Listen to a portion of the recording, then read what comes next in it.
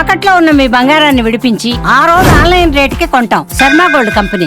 24 ఏళ్ల యుక్త వయసు నుంచి వింత వ్యాధి, 10 ఏళ్లుగా మంచానికే పరిమితం.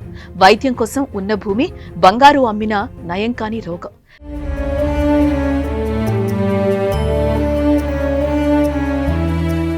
నిత్యం కష్టాలతోనే సహజీవనం.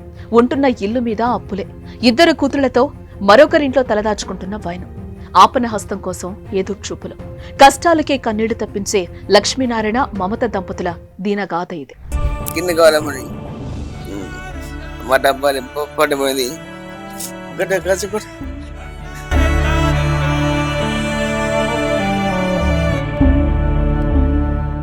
కరీంనగర్ జిల్లా శంకరపట్నం మండలం తాడికల్ గ్రామానికి చెందిన రౌతు లక్ష్మీనారాయణ అందరిలా చలాకీగా ఉండేవాడు.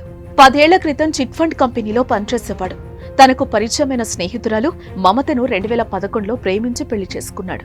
వీరి ప్రేమకు గుర్తుగా 2 కూతుళ్లు ప్రవస్తి, ప్రశస్తి ఉన్నారు. వీరిలో ఒకరు 5వ తరగతి, మరొకరు 4వ తరగతి చదువుకుంటున్నారు. ఇలా కొద్ది రోజుల పాటు వారి జీవితం సాఫీగానే సాగింది. కానీ గత కొన్ని సంవత్సరాల క్రితం లక్ష్మీనారాయణ అనారోగ్యానికి గురయ్యాడు. దీంతో తెలిసిన అన్ని ప్రైవేట్ ఆసుపత్రుల్లో ట్రీట్మెంట్ చేయించుకున్నాడు. కానీ పరిస్థితులు మారలేదు. 2011లో మాకు వివాహం అయిందండి. 2013 ఎండింగ్ లోనే మా హస్బెండ్ కి ఇంకా వెరికోస్ వెయిన్స్ అని ఈ డిసీజ్ అనేది రావడం జరిగింది. అంటే ఆయన చిన్న వయసులో ఉన్నప్పుడే ఈ డిసీజ్ అటాక్ అయింది అన్నట్టు. మాకు చిన్న పాప చిన్నగా ఉన్నప్పుడే జస్ట్ ఆయనకు డిసీజ్ వచ్చేసింది.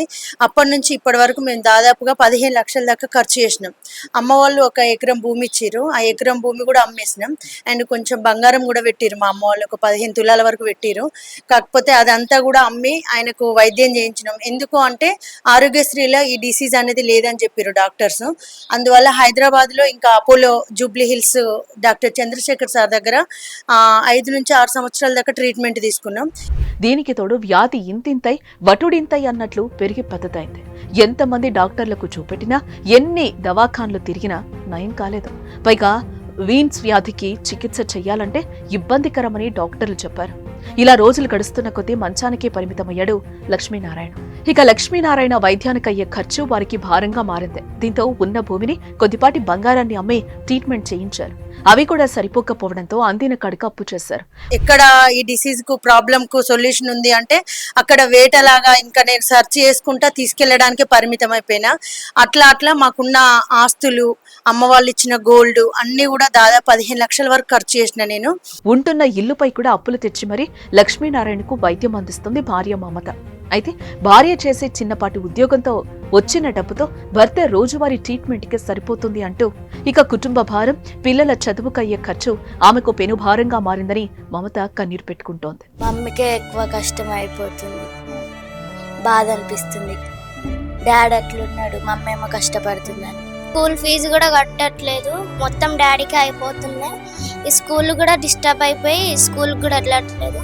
ఇదిలా ఉంటే తండ్రి బాధను, తల్లి కష్టాలను చూసి చలించిపోయిన 2 కూతుళ్లు ఓ నిర్ణయం తీసుకున్నారు. కష్టపడి పనిచేసి డబ్బులు సంపాదించే వయసు కాదు, కానీ డబ్బులు సంపాదించాలి, అది వారి కుటుంబానికి ఎంతో అవసరం. అందుకే ఆ చిన్నారులు ఓ ప్లాన్ వేసుకున్నారు. యూట్యూబ్ ఛానల్ పెట్టి అందులో వచ్చే కొద్ది గొప్ప డబ్బులతో తండ్రికి, తల్లికి అండగా నిలవాలని అనుకున్నారు. అనుకున్నట్లుగానే జమ్మికుంట సిస్టర్స్ అని ఒక యూట్యూబ్ ఛానల్ పెట్టి ముందుకు కదిలారు. అయితే అందులో ఇంతవరకు ఆదాయం లేకపోయినా కొందరు యూట్యూబర్స్ మాత్రం సాయం చేసేందుకు ముందుకొస్తున్నారు. వారు చేసే సాయం వారి కుటుంబానికి చేదోడు వాదోడుగా ఉంటుంది. అయితే చిన్న వయసులో కుటుంబానికి అండగా ఉండాలని వారు తీసుకున్న నిర్ణయంపై ప్రశంసలు కురిపిస్తున్నారు.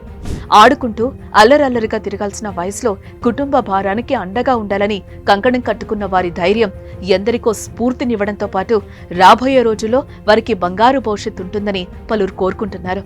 అయితే మీ వంతు సహాయం అందిస్తూ ఈ జమ్మికుంట సిస్టర్స్ ఛానల్ ని సబ్స్క్రైబ్ చేసుకోవాలని పలువురు ఆశిస్తున్నారు. 6th class. నువ్వేం చదువుతున్నావు? 5th class. నీ పేరు ఏం పేరు? ప్రశస్తి. నీ పేరు? ప్రవస్తి. యూట్యూబ్ లో ఎలాంటి వీడియోస్ చేస్తున్నారు? డాన్స్.